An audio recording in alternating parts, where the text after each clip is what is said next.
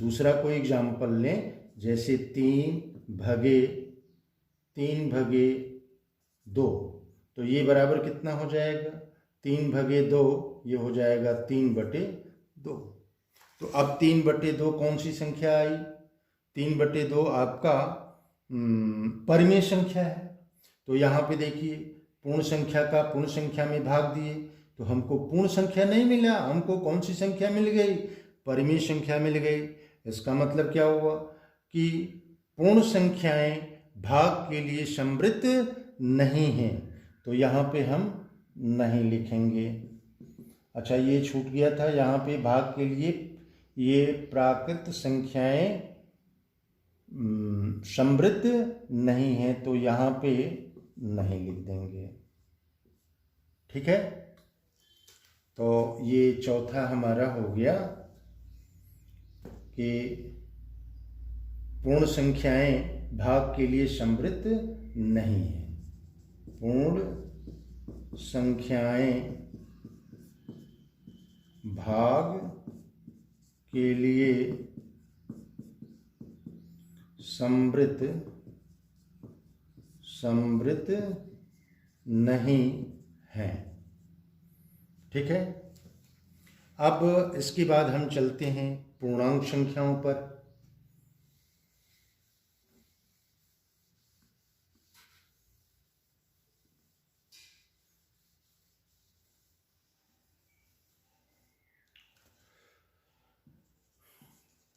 पूर्णांक संख्याएं, पूर्णांक संख्याओं को पहले हम लिख लें इनके समूह को। तो 0, 1, 2, 3, dash dash dash, -1, -2, -3, dash dash dash. अब यहाँ पे पहला नंबर, ये योग के लिए हमें चेक करना है कि यह समृद्ध है कि नहीं है।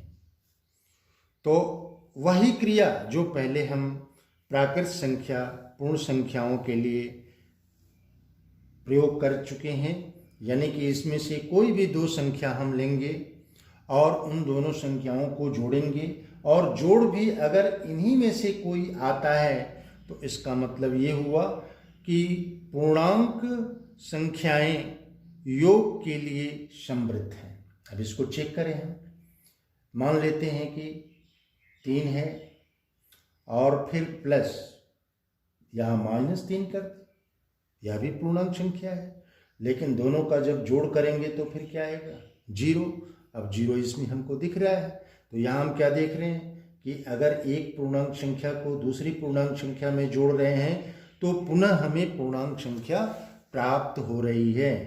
फिर कोई और ले लें, मान लेते हैं कि ये 4 है धन ऋण 2 है, तो ये बराबर कितना होगा? ये 2 आ जाएगा। तो यहाँ पे ये पूर्णांक संख्या है, ये भी पूर्णांक संख्या है, और पूर्णांक संख्या और पूर्णांक संख्या को जोड़ रहे हैं तो हमें 2 पूर्णांक संख्या मिल रही है। तो यहाँ पे निष्कर्ष क्या निकला कि पूर्णांक संख्याएं योग के लिए समृद्ध हैं। तो पूर्णांक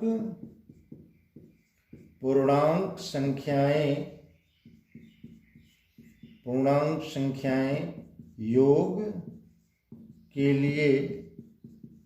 योग के लिए समृद्ध है। अब दूसरा नंबर आता है व्यवकलन का। व्यवकलन, अब यहाँ पे फिर हम वही क्रिया करेंगे, और यानी कि इसमें से कोई 2 संख्याएं हम लेंगे और उन संख्याओं के बीच व्यवकलन का चिन्ह लगाएंगे। जैसे मान लेते हैं एक 3 है, फिर -5 है, 3 - 5, तो 3 - 5 कितना आ जाएगा? 2 आएगा। -2 कैसे घटाते हैं? अगर एक धनात्मक संख्या हो और एक ऋणात्मक संख्या हो तो बड़ी वाली संख्या में से छोटी वाली संख्या घट जाती है। 5 में से 3 घटेगा तो कितना आएगा? 2, और बड़ी वाली संख्या के साथ जो चिन्ह होता है उसी को उत्तर में हम लिख देते हैं। तो यहाँ पे हम क्या देख रहे हैं? ये 3 पूर्णांक संख्या है और 5 भी पूर्णांक संख्या है, और 3 में से 5 को अगर घटा रहे हैं तो हमको ऋण 2 प्राप्त हो रहा है, और ऋण 2 भी क्या है, पूर्णांक संख्या है। इसका मतलब क्या हुआ, इसका मतलब ये हुआ कि पूर्णांक संख्याएं योग के लिए समृद्ध हैं। तो यहाँ पे इस टेबल में हम भर देंगे हाँ, ठीक है। यानी कि पहला जो कंक्लूजन हमारा निकला वो दूसरा वो ये कि पूर्णांक संख्याएं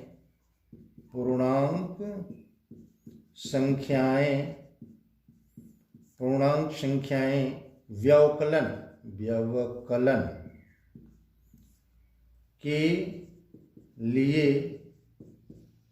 के लिए समृद्ध है, ठीक है।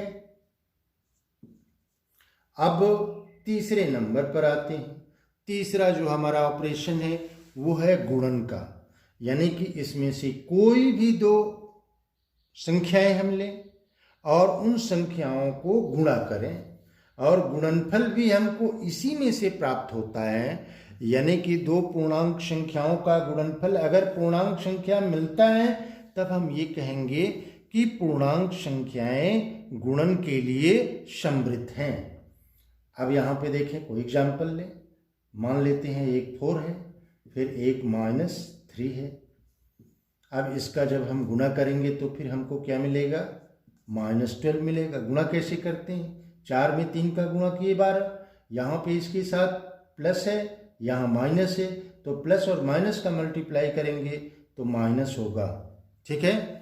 यहाँ पे विपरीत चिन्हों का जब गुणा होता है तो विपरीत चिन्हों का गुणा होता है तो माइनस आता है, और समान चिन्हों का गुणा होता है तो प्लस आता है। समान चिन्ह का मतलब अगर धन में धन का गुणा करें तो हमें धन मिलेगा, अब ऋण में धन का गुणा करें तो ऋण मिलेगा, धन में ऋण का, ठीक है। और या ऋण में धन का गुणा करें तो फिर क्या मिलेगा, ऋण ही मिलेगा। लेकिन फिर समान चिन्ह ऋण में ऋण का गुणा करें तो ये प्लस मिलेगा। ये चीज़ बहुत महत्वपूर्ण है, इसको एकदम कंठस्थ आपको करना है, रखना है, ठीक है। तो यहाँ पे हम लोगों ने क्या देखा कि अगर 2 पूर्णांक संख्याओं को गुणा करते हैं तो पुनः हमें पूर्णांक संख्या प्राप्त होती है। तो इस टेबल में हम क्या भरेंगे, अच्छा ये देखिए, पूर्णांक संख्याओं के योग के लिए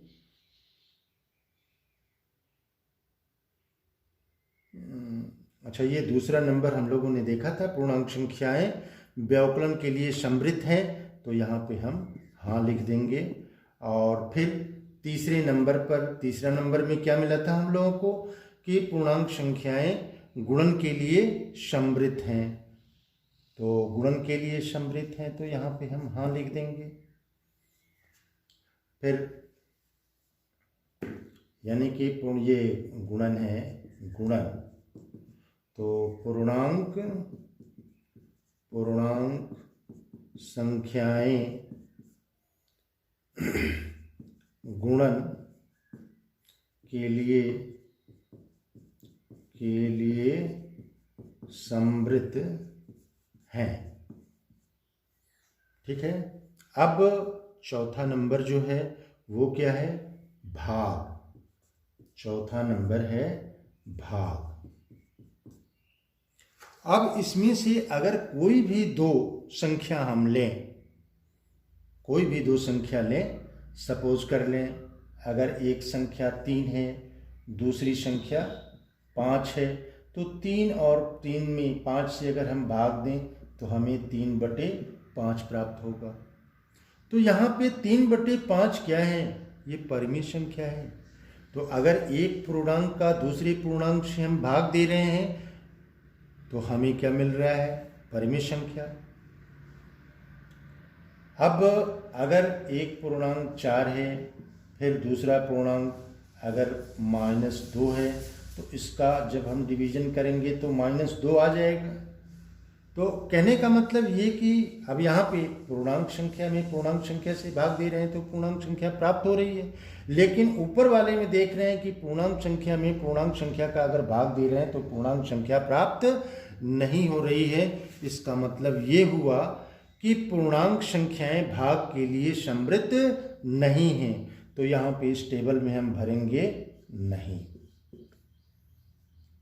यानी कि यहाँ पे लिखेंगे कि पूर्णांक संख्याएं भाग के लिए समृद्ध नहीं है, भाग के लिए समृद्ध नहीं है। अब अगला जो संख्याओं का समूह है वो है परिमेय संख्याएं। अब परिमेय संख्याओं पर हम देखें कि ये परिमेय संख्याएं समृद्ध किन किन ऑपरेशन पर, किन किन संक्रियाओं पर ये समृद्ध हैं। यानी कि परिमेय संख्या की परिभाषा फिर से एक बार रिपीट करते हैं। अगर P और Q ये दोनों क्या हो, पूर्णांक हो, और Q नॉट इक्वल टू 0 हो, तब P अपॉन Q क्या कहलाएगा, P अपॉन Q परिमेय संख्या कहलाएगा, परिमेय संख्या। ठीक है। अब मेरा जो पहला है ऑपरेशन वो है योग। अब इस योग के लिए हमें चेक करना है कि परिमेय संख्याएं समृद्ध हैं कि नहीं। तो अब परिमेय संख्याओं को, दो परिमेय संख्याओं को हम लेंगे और उनको जोड़ेंगे और जोड़ को देखेंगे कि वो पुनः परिमेय संख्या प्राप्त हो रही है कि नहीं। तो अब यहाँ पे देखिए, अगर मान लेते हैं कि एक परिमेय संख्या 3/5 है और फिर धन 2/7, ये दो परिमेय संख्याएं हैं। इन दोनों को हम जोड़ें तो कैसे जोड़ेंगे? 5 और 7 का एलसीएम कितना हो जाएगा? 35, 7 × 5 = 35। 5 का इसमें भाग करेंगे, 5 × 7 = 35, 7 × 3 = 21, फिर प्लस 7 × 5 = 35, 5 × 2 = 10, और ये बराबर हो जाएगा कितना? 31/35। तो यहाँ पे ये आपका क्या है?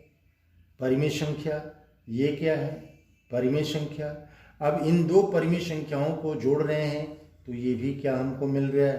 परिमेय संख्या मिल रहा है। क्यों परिमेय संख्या? ये पूर्णांक और ये 0 के बराबर नहीं है।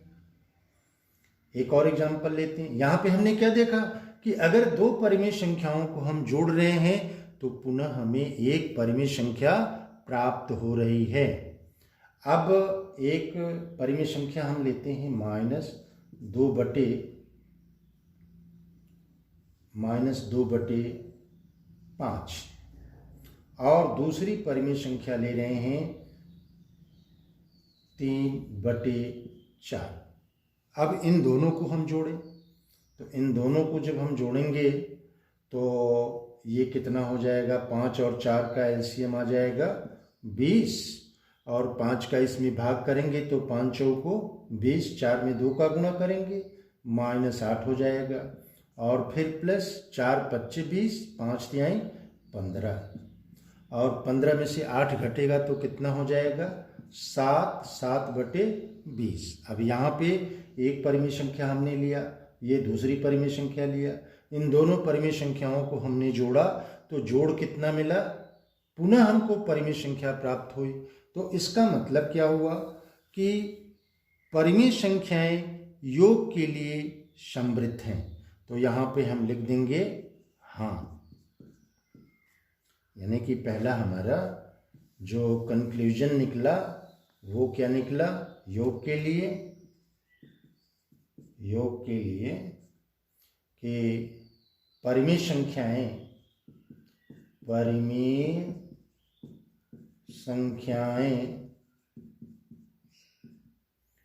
योग के लिए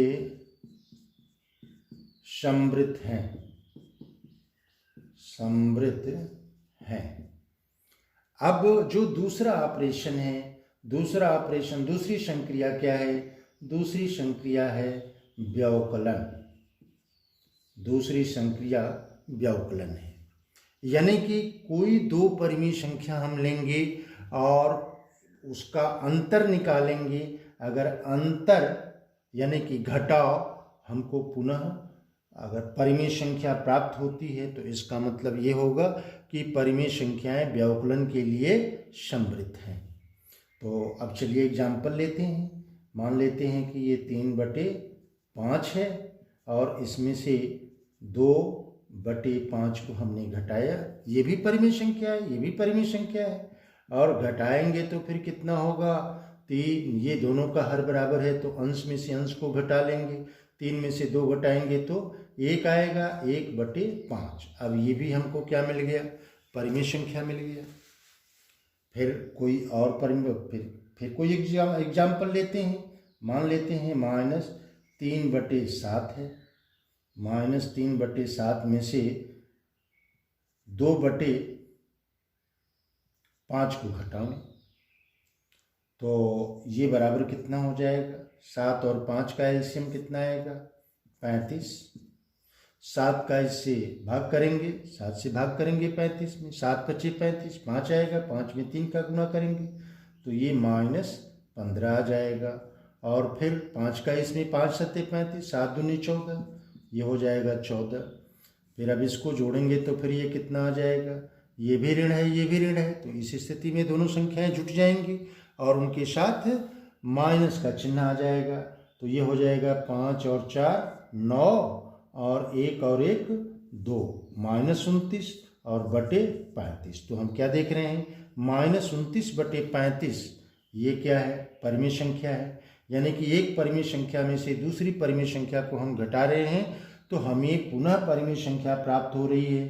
तो निष्कर्ष क्या निकला कि परिमेय संख्याएं व्यवकलन के लिए समृद्ध हैं। तो यहाँ पे टेबल में हम भर देंगे हाँ, और ये हमारा निष्कर्ष हो जाएगा, कंक्लूजन, कि परिमेय संख्याएं